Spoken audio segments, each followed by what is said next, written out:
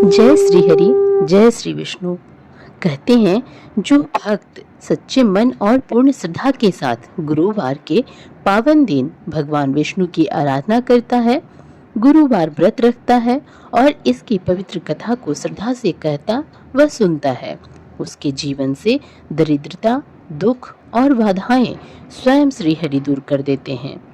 भगवान विष्णु की कृपा से उसके घर में सुख, शांति, समृद्धि और वैभव का वास होता है।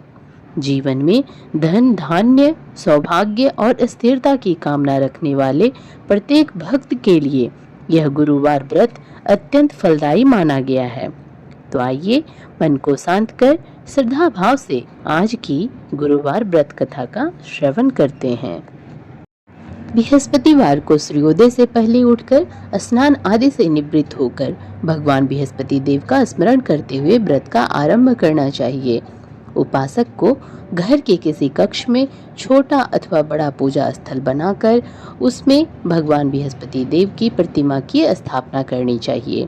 घर के समीप किसी मंदिर में जाकर भी भगवान बृहस्पति देव की पूजा की जा सकती है। भगवान बृहस्पति देव पीले रंग के पुष्प और पूजा के लिए पीले रंग की सामग्री को विशेष रूप से पसंद करते हैं, इसलिए स्नान के बाद पीले रंग के वस्त्र धारण करने का विशेष महत्व बताया गया है। पीले रंग के पुष्प, केले और पीले चंदन से भगवान बृहस्पति देव की पूजा का विधान है। बृहस्पतिवार के व्रत में उपासक को पूरे दिन में एक समय ही भोजन करना चाहिए। भोजन में चने की दाल, बेसन और दूसरे पीले रंग के खाद्य पदार्थों का ही सेवन करना चाहिए। व्रत करने वाले पुरुष बृहस्पतिवार के दिन दाढ़ी एवं सिर के बाल ना कटाएं। पूजा के समय भगवान बृहस्पति देव से जो मनोकामना प्रकट की जाती है वह उस मनोकामना को पूरी करते हैं। इस व्रत में व्रत कथा पढ़ने और श्रवण करने का विशेष महत्व है। तो आइए हम लोग बृहस्पतिवार व्रत कथा को सुनते हैं। प्राचीन समय की बात है। भारत में एक राजा राज्य करता था। वह बड़ा प्रतापी तथा दानी था। वह नित्य प्रति मंदिर में भगवत दर्शन करने के लिए जाता था। वह ब्राह्मण और गुरु की सेवा किया करता था। उसके द्वार से कोई भी याचक निराश होकर नहीं लौटता था। वह प्रत्येक गुरुवार को व्रत रखता एवं पूजन करता था। हर दिन गरीबों की सहायता करता था, परंतु यह सब बातें उसकी रानी को अच्छी नहीं लगती थी। वह न व्रत करती और न ही किसी को एक भी पैसा दान में देती थी। वह राजा से भी ऐसा करने को मना किया करती थी। एक समय की बात है कि राजा शिकार खेलने वन को चले गए। घर पर रानी और दासी थी। उस समय गुरु बृहस्पति साधु का रूप धारण कर राजा के दरवाजे पर भिक्षा मांगने आए। साधु ने रानी से भिक्षा मांगी तो वह कहने लगी, हे साधु महाराज, मैं इस दान और पुण्य से तंग आ गई हूँ। इस कार्य के लिए तो मेरे पति देव ही बहुत हैं। अब आप ऐसी कृपा करें कि सारा धन नष्ट हो जाए तथा मैं आराम से रह सकूं। साधु रूपी बृहस्पति देव ने कहा, हे देवी, तुम बड़ी विचित्र हो। संतान और धन से कोई दुखी नहीं होता है, इसको सभी चाहते हैं। पापी भी पुत्र और धन की इच्छा करता है। अगर तुम्हारे पास धन अधिक है तो भूखे को मनुष्यों को भोजन कराओ, प्याऊ लगवाओ, ब्राह्मणों को दान दो, धर्मशालाएं बनवाओ, कुआं, तालाब, बावड़ी, बाग, बगीचे आदि का निर्माण कराओ तथा निर्धनों की कुंवारी कन्याओं का विवाह कराओ, साथ ही यज्ञ आदि कराओ। इस प्रकार के कर्मों से आपके कुल का और आपका नाम परलोक में सार्थक होगा एवं स्वर्ग की प्राप्ति होगी। परंतु रानी साधु की इन बातों से खुश नहीं हुई। उसने कहा, हे साधु महाराज, मुझे ऐसे धन की आवश्यकता नहीं जिसको मैं अन्य लोगों को दान दूं तथा जिसको रखने और संभालने में ही मेरा सारा समय नष्ट हो जाए। साधु ने कहा, हे देवी, यदि तुम्हारी ऐसी ही इच्छा है तो जैसा मैं तुम्हें बताता हूँ तुम वैसा ही करना। बृहस्पतिवार के दिन घर को गोबर से लीपना, अपने केसों को पीली मिट्टी से धोना, केसों को धोते समय स्नान करना, राजा से कहना वह हजामत करवाए, भोजन में मांस मंदिरा खाना, कपड़े धोबी के हाथ धुलने देना। इस प्रकार 7 बृहस्पतिवार करने से तुम्हारा धन नष्ट हो जाएगा। यह कहकर साधु रूपी बृहस्पति देव अंतर्ध्यान हो गए। रानी ने साधु के कहने के अनुसार 7 बृहस्पतिवार तक वैसा ही करने का विचार किया। साधु के बताए अनुसार कार्य करते हुए केवल 3 बृहस्पतिवार ही बीते थे कि उसकी समस्त धन संपत्ति नष्ट हो गई।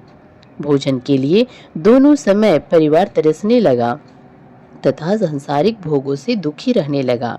तब वह राजा रानी से कहने लगा कि हे रानी, तुम यहाँ पर रहो, मैं दूसरे देश को जाता हूँ, क्योंकि यहाँ पर मुझे सभी मनुष्य जानते हैं, इसलिए मैं यहाँ कोई कार्य नहीं कर सकता।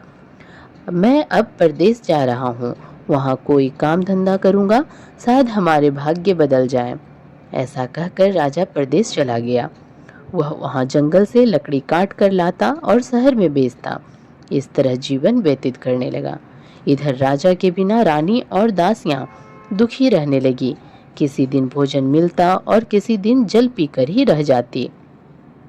एक समय रानी और दासियों को 7 दिन बिना भोजन के व्यतीत करने पड़े। तो रानी ने अपनी दासी से कहा, हे दासी, यहाँ पास ही के नगर में मेरी बहन रहती है, वह बड़ी धनवान है, तो उसके पास जा और वहां से 5 सेर बेझर मांग कर ले आ, जिससे कुछ समय के लिए गुजारा हो जाएगा। दासी रानी की बहन के पास गई। रानी की बहन उस समय पूजा कर रही थी। बृहस्पतिवार का दिन था। दासी ने रानी की बहन से कहा, हे रानी, मुझे आपकी बहन ने भेजा है, मुझे 5 सेर बेझर दे दो। दासी ने यह बात अनेक बार कही, परंतु रानी की बहन ने कोई उत्तर नहीं दिया, क्योंकि वह उस समय बृहस्पतिवार की कथा सुन रही थी। जब दासी को रानी की बहन से कोई उत्तर नहीं मिला तो वह बहुत दुखी हुई। उसे क्रोध भी आया। वह लौटकर रानी से बोली, हे रानी, आपकी बहन बहुत ही घमंडी है, वह छोटे लोगों से बात भी नहीं करती। मैंने उससे कहा तो उसने कोई उत्तर नहीं दिया। मैं वापस चली आई। रानी बोली, हे दासी, इसमें उसका कोई दोष नहीं है। जब बुरे दिन आते हैं तब कोई सहारा नहीं देता। अच्छे बुरे का पता विपत्ति में ही लगता है। जो ईश्वर की इच्छा होगी वही होगा। यह सब हमारे भाग्य का दोष है। उधर रानी की बहन ने सोचा कि मेरी बहन की दासी आई थी, परंतु मैं उससे नहीं बोली, इससे वह बहुत दुखी हुई होगी। अतः कथा सुन और विष्णु भगवान का पूजन समाप्त कर वह अपनी बहन के घर आई और कहने लगी, हे बहन, मैं बृहस्पतिवार का व्रत कर रही थी। तुम्हारी दासी हमारे घर गई थी, परंतु जब तक कथा होती है तब तक हम लोग ना उठते हैं ना बोलते हैं, इसलिए मैं नहीं बोली। कहो दासी, क्यों गई थी? रानी बोली, बहन, हमारे घर अनाज नहीं था। वैसे तुमसे कोई बात छिपी नहीं है, इस कारण मैंने दासी को तुम्हारे पास 5 सेर बेझर लेने के लिए भेजा था। रानी की बहन बोली, बहन देखो, बृहस्पति भगवान सबकी मनोकामना पूर्ण करते हैं। देखो, शायद तुम्हारे घर में अनाज रखा हो। यह सुनकर दासी घर के अंदर गई तो वहां उसे एक घड़ा बेझर का भरा मिल गया। उसे बड़ी हैरानी हुई, क्योंकि उसने एक एक बर्तन देख लिया था।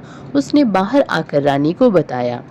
दासी अपनी रानी के से कहने लगी, हे रानी, देखो, वैसे हमको जब अन्न नहीं मिलता तो हम रोज ही व्रत करते हैं। अगर इनसे इस व्रत की विधि और कथा पूछ ली जाए तो उसे हम भी कर लिया करेंगे। दासी के कहने पर रानी ने अपनी बहन से बृहस्पतिवार व्रत के बारे में पूछा। उसकी बहन ने बताया, हे रानी बहन, बृहस्पतिवार को सूर्योदय से पूर्व उठकर स्नान करके बृहस्पतिवार का व्रत करना चाहिए, लेकिन उस दिन सिर नहीं धोना चाहिए।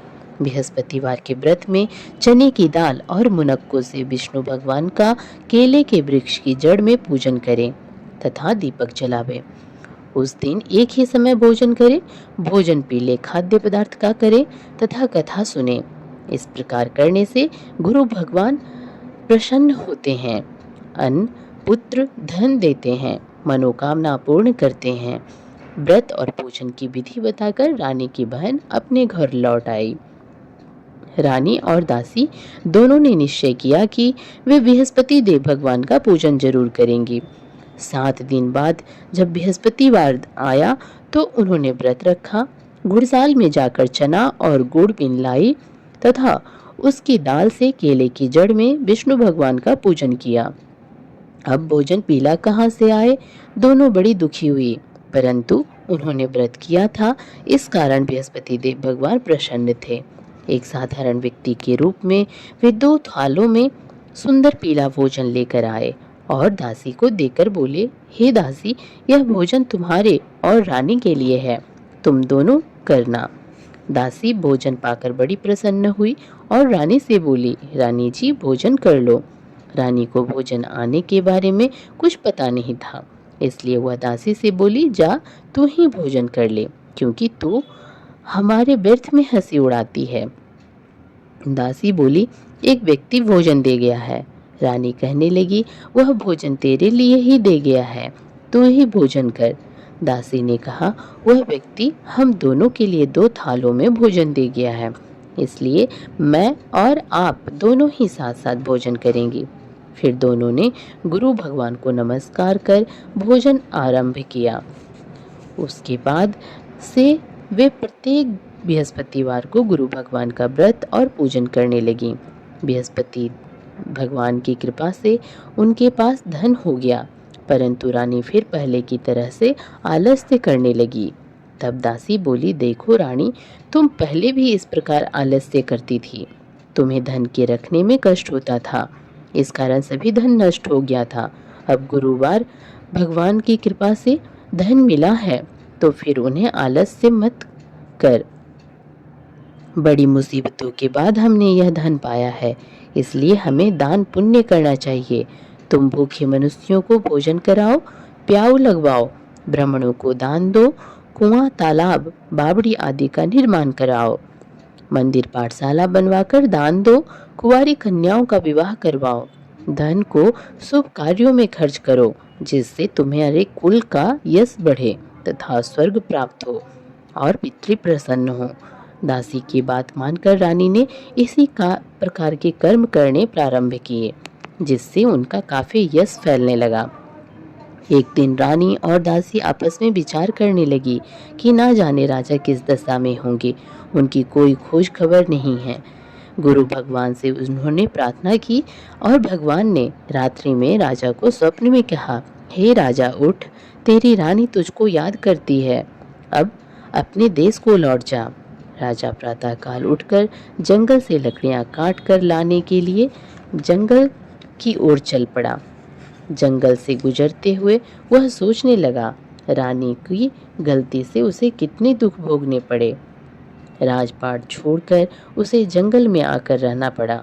जंगल से लकड़ियां काटकर उन्हें बेचकर गुजारा करना पड़ा।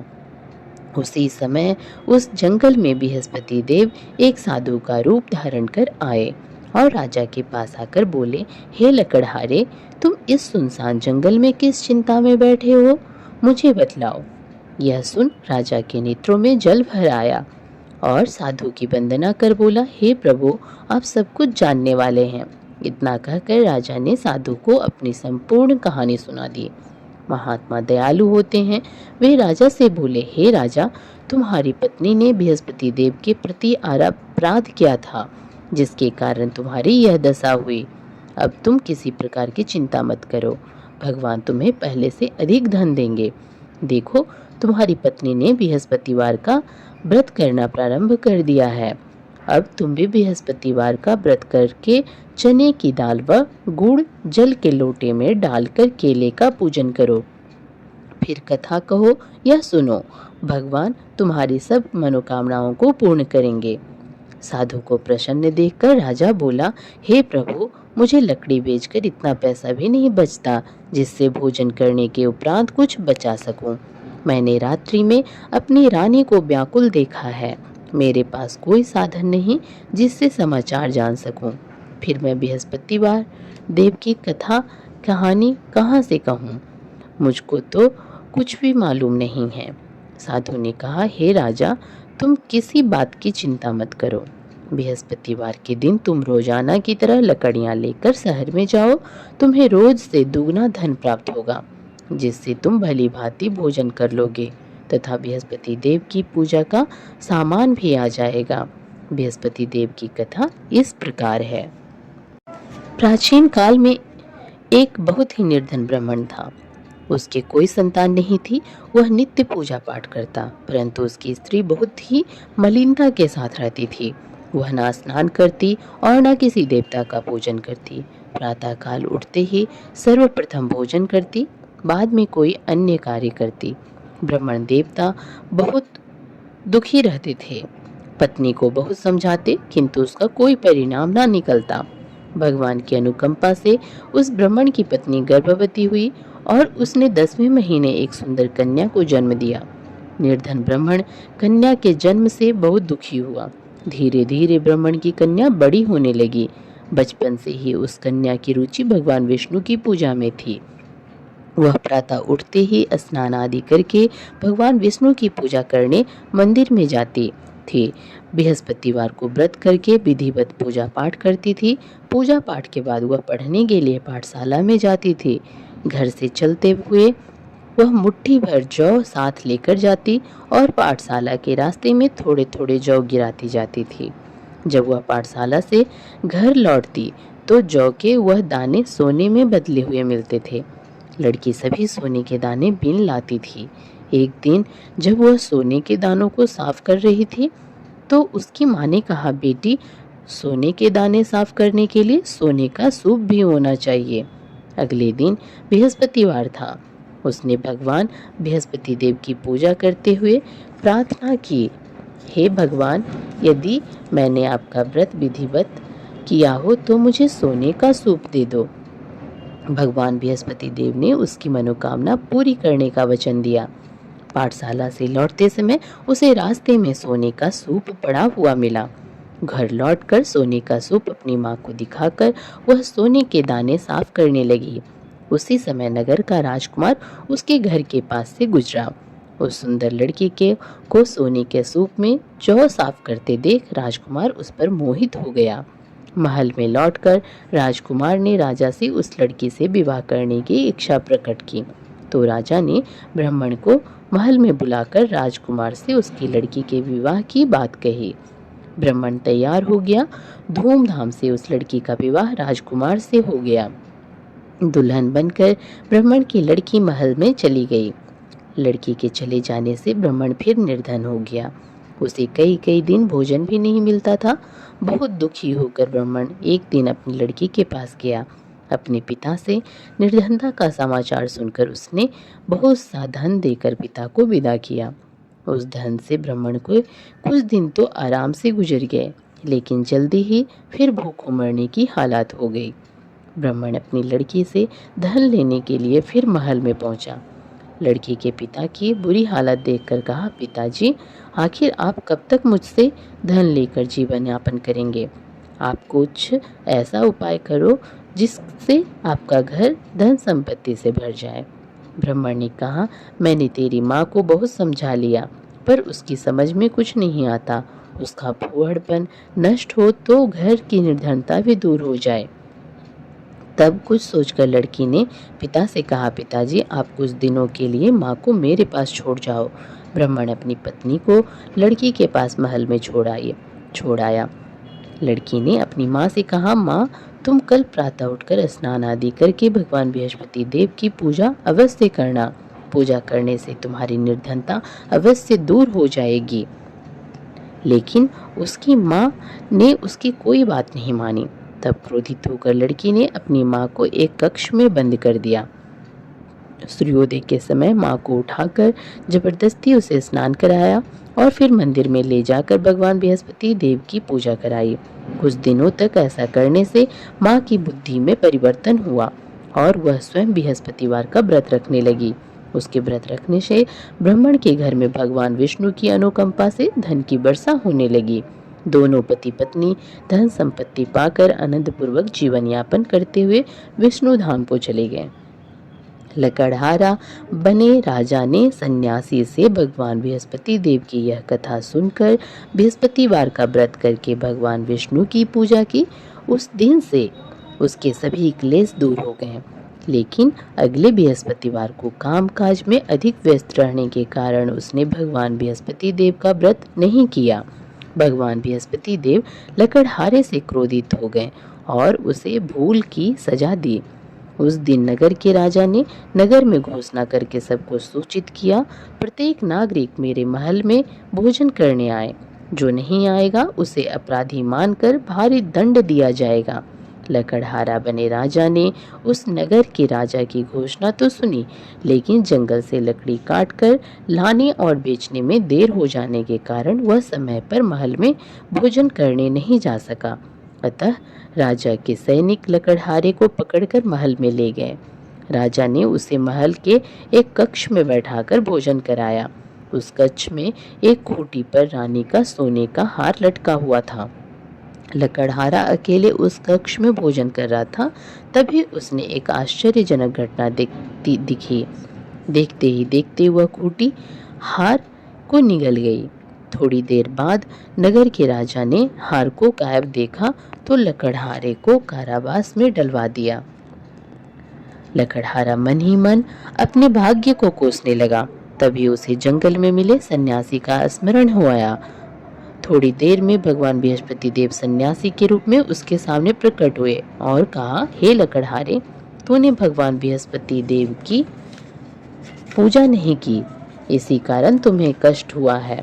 लेकिन अब चिंता मत करो, बृहस्पतिवार के दिन कारागार के दरवाजे पर तुम्हें कुछ पैसे पड़े हुए मिलेंगे। उन पैसों से भगवान बृहस्पति देव का व्रत करके उनकी पूजा करोगे तो तुम्हें सब दुख नष्ट हो जाएंगे। बृहस्पतिवार के दिन दरवाजे पर पड़े मिले पैसों से चने और गुड़ मंगाकर लकड़हारे ने बृहस्पतिवार की कथा कही तो भगवान बृहस्पति देव ने प्रसन्न होकर उस नगर के राजा को स्वप्न में लकड़हारे को कारागार से मुक्त करने को कहा। सुबह राजा ने अपने कक्ष में आकर देखा तो खूंटी पर रानी का हार मिल गया। राजा ने लकड़हारे को मुक्त कर दिया और उसे धन और आभूषण देकर विदा किया। लकड़हारा बना राजा उस नगर से चलकर अपने नगर में पहुंचा तो उस नगर में कुएं, धर्मशाला, बाग बगीचे देखकर बहुत प्रसन्न हुआ। राजा ने किसी से पूछा, ये कुएं, धर्मशालाएं किसने बनवाई हैं? सबने उसे बताया कि यह सब रानी और उसकी दासी ने बनवाए हैं। राजा महल में पहुंचा तो रानी ने उसका भव्य स्वागत किया। तब राजा ने निश्चय किया कि सप्ताह में एक बार तो सभी बृहस्पति देव का व्रत एवं पूजन करते हैं, परंतु मैं प्रतिदिन व्रत किया करूंगा तथा दिन में 3 बार कथा कहा करूंगा। अब राजा हर समय दुसाले में चने की दाल बांधे रहता तथा दिन में 3 बार बृहस्पति देव की कथा करता। कुछ दिनों के बाद राजा को अपनी बहन की याद आई। एक दिन घोड़े पर सवार होकर राजा अपनी बहन से मिलने चल दिया। अभी राजा नगर से के बाहर ही पहुंचा था कि उसने कुछ लोगों को एक शव को ले जाते हुए देखा। राजा को स्मरण हो आया कि आज उसने किसी को बृहस्पति देववार की व्रत कथा नहीं सुनाई है। राजा ने उन लोगों को रोककर कहा, भाइयों, आप सबको ले जाने से पहले मुझसे बृहस्पतिवार की कथा सुन ले। लोगों ने राजा पर क्रोधित होते हुए कहा, तुम पागल तो नहीं हो गए हो? लेकिन कुछ बड़े बूढ़े लोगों ने कहा, अच्छा भाई, साथ चलते चलते तुम अपनी कथा सुना लो। राजा ने चलते हुए आधी कथा ही सुनाई थी कि सब हिलने लगा। राजा के पूरी कथा सुनाते ही सब उठकर बैठ गया। लोगों ने हैरानी से दांतों तले उंगली दबाई और अगले बृहस्पतिवार से भगवान बृहस्पति देव का व्रत करने व कथा सुनने का निश्चय कर लिया। घोड़े पर सवार राजा चलते हुए एक किसान के पास पहुंचा। किसान अपने खेत में हल चला रहा था। राजा ने कहा, अरे भाई, मुझसे बृहस्पतिवार की कथा सुन लो। किसान झुंझला कर बोला, अरे भाई, देख नहीं रहे, जितनी देर तक तुम्हारी कथा सुनूंगा उतनी देर में तो पूरे खेत में हल चला लूंगा। राजा निराश होकर चलने लगा। तभी किसान के पैर लड़खड़ा कर जमीन पर जा गिरे। किसान के पेट में भी जोरों का दर्द होने लगा। उस किसान की पत्नी जब खाना लेकर आई तो उसने किसान से इस बारे में पूछा।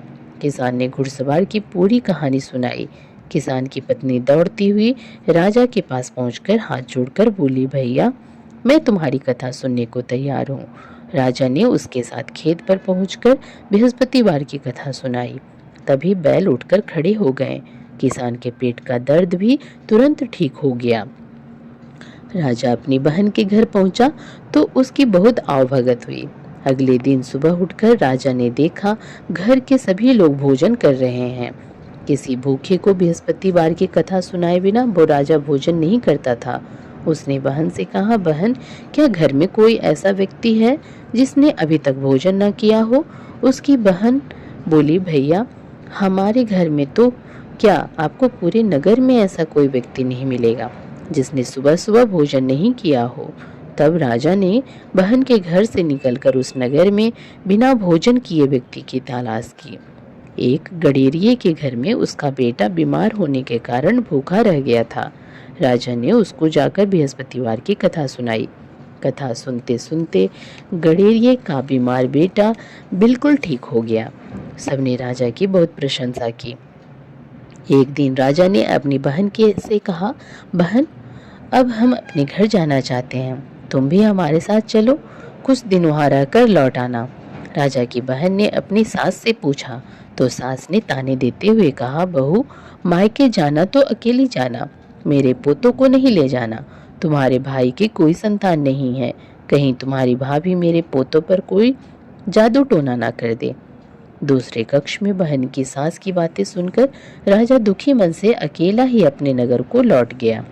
रानी ने राजा से कहा, आप तो अपनी बहन को साथ लाने की बात कहकर गए थे, फिर बहन को साथ क्यों नहीं लाए? राजा ने दुखी होते हुए कहा, रानी हम निसंतान हैं, इसलिए कोई हमारे घर आना पसंद नहीं करता। रानी ने राजा को समझाया, हे प्राणनाथ, हमें बृहस्पति देव ने सब कुछ दिया है, अब भगवान बृहस्पति देव हमें संतान भी अवश्य देंगे। बृहस्पतिवार को विधिवत व्रत करते हुए राजा रानी ने भगवान बृहस्पति देव से संतान के लिए प्रार्थना की। कुछ दिनों के बाद उन्होंने स्वप्न में दर्शन देते हुए कहा, हे राजन तेरी मनोकामना पूरी होगी। एक सप्ताह बाद ही रानी गर्भवती हो गई। 10वें महीने रानी ने एक सुंदर पुत्र को जन्म दिया। राजा रानी जीवन पर्यंत बृहस्पतिवार का व्रत करते रहे। उनके घर में धन की वर्षा होती रही। आनंद पूर्वक जीवन यापन करते हुए राजा रानी भगवान बृहस्पति देव की अनुकंपा से मोक्ष को प्राप्त करके सीधे बैकुंठ धाम पहुंच गए। बृहस्पतिवार को विधिवत व्रत करके जो स्त्री पुरुष भगवान विष्णु की पूजा करते हैं, भगवान उनकी सभी मनोकामनाएं पूरी करते हैं। तो प्रेम सहित बोलिए, जय श्री बृहस्पति भगवान। जय बृहस्पति देवा, ओम जय बृहस्पति देवा, छिन छिन भोग लगाऊं कदली फल मेवा। ओम जय बृहस्पति देवा, तुम पूर्ण परमात्मा तुम अंतर्यामी, जगत पिता जगदीश्वर तुम सबके स्वामी। ओम जय बृहस्पति देवा, चरणामृत निज निर्मल सब पातक हरता, सकल मनोरथ दायक कृपा करो भरता। ओम जय बृहस्पति देवा, तन मन धन अर्पण कर जो जन शरण पड़े, प्रभु प्रकट तब हो कर आकर द्वार खड़े। ओम जय बृहस्पति देवा, दीन दयाल दयानिधि भक्तन हितकारी, पाप दोष सब हरता भव बंधन हारी। ओम जय बृहस्पति देवा, सकल मनोरथ दायक सब संशय हारी, विषय विकार मिटाओ संतन सुखकारी। ओम जय बृहस्पति देवा, जो कोई आरती तेरी प्रेम सहित गावे, जेठानंद आनंद कर सो निश्चय पावे। ओम जय बृहस्पति देवा, जय बृहस्पति देवा, ओम जय बृहस्पति देवा। तो प्रेम से सभी बोले भगवान विष्णु की जय, बृहस्पति भगवान की जय।